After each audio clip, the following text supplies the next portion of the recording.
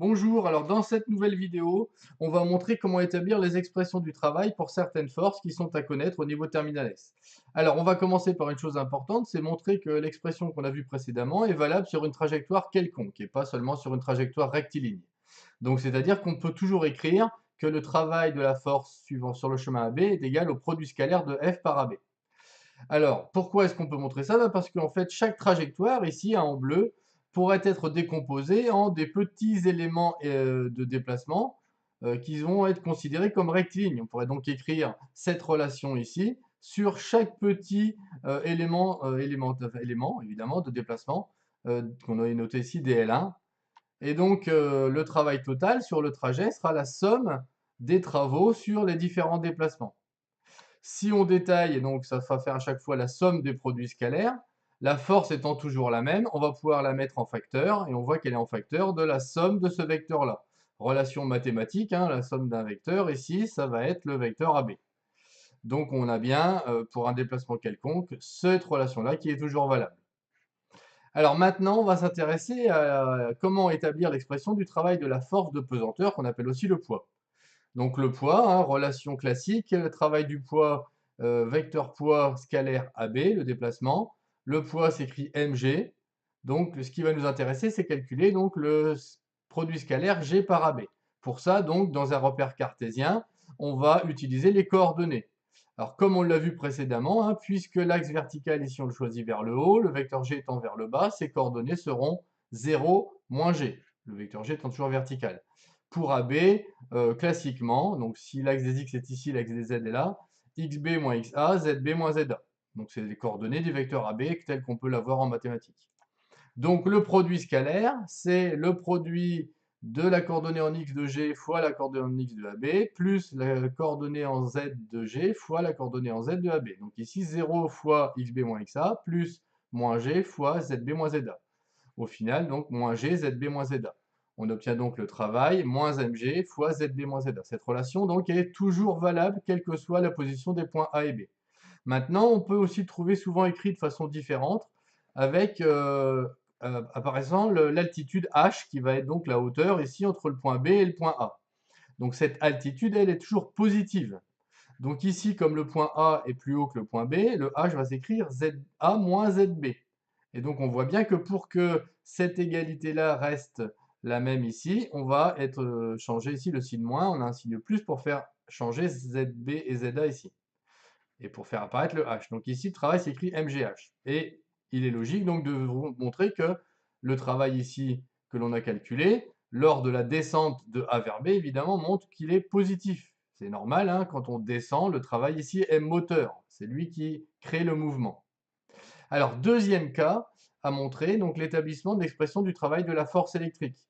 Donc on rappelle toujours la même chose, le travail, donc produit scalaire de la force par AB, la force électrique s'écrit QE, donc QE scalaire AB. Ici, on peut l'écrire d'une façon différente, donc Q norme de E fois norme de AB fois le cosinus de l'angle entre E et AB. Par des relations trigonométriques, on obtient cette chose-là. Alors j'explique ici, l'angle, on le retrouve là, hein, entre E et AB, donc on fera bien attention, les points A et B ici sont des petits a, des petits b, ils correspondent à nos grands A et grands B ici. Donc l'angle est bien ici, et on voit bien que le cosinus de l'angle, hein, si on connaît ces relations mathématiques, c'est le côté adjacent, ici, donc petit d, sur l'hypoténuse, c'est-à-dire AB. Donc cosinus de l'angle D sur AB. Si on remplace donc dans notre équation, on obtient que le travail de la force électrique s'écrit Q fois E fois D. Alors par définition, on revient sur la tension électrique, hein, puisque pour créer ce champ électrique ici, vous voyez qu'il était entre deux plaques, une positive, une négative. Les plaques sont à des potentiels différents.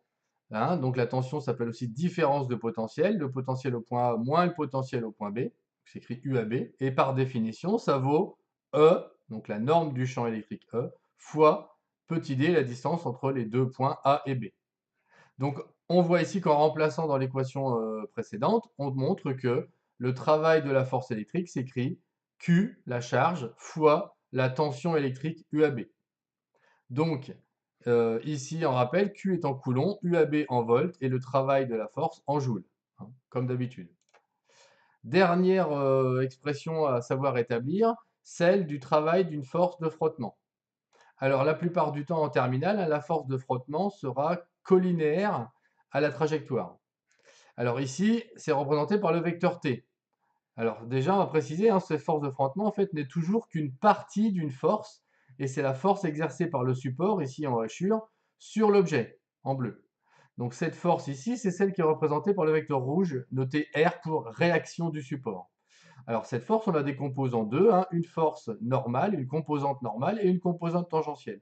C'est cette composante tangentielle qui constitue la force de frottement. Alors souvent, évidemment, on la note petit f.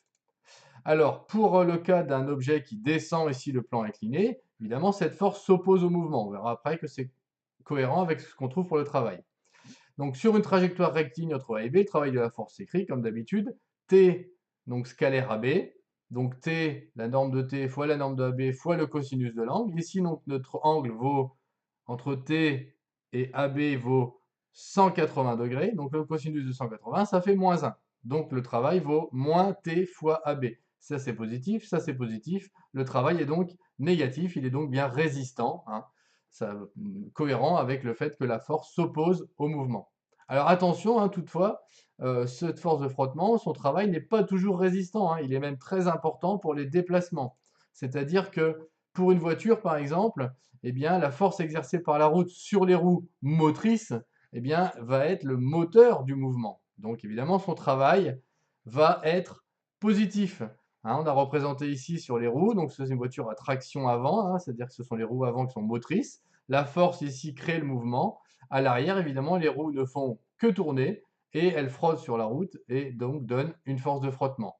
Donc le travail ici de cette force-là, grand F, va être positif, il est moteur. Le travail de la force de frottement ici, petit f, lui, va être négatif puisqu'il sera résistant.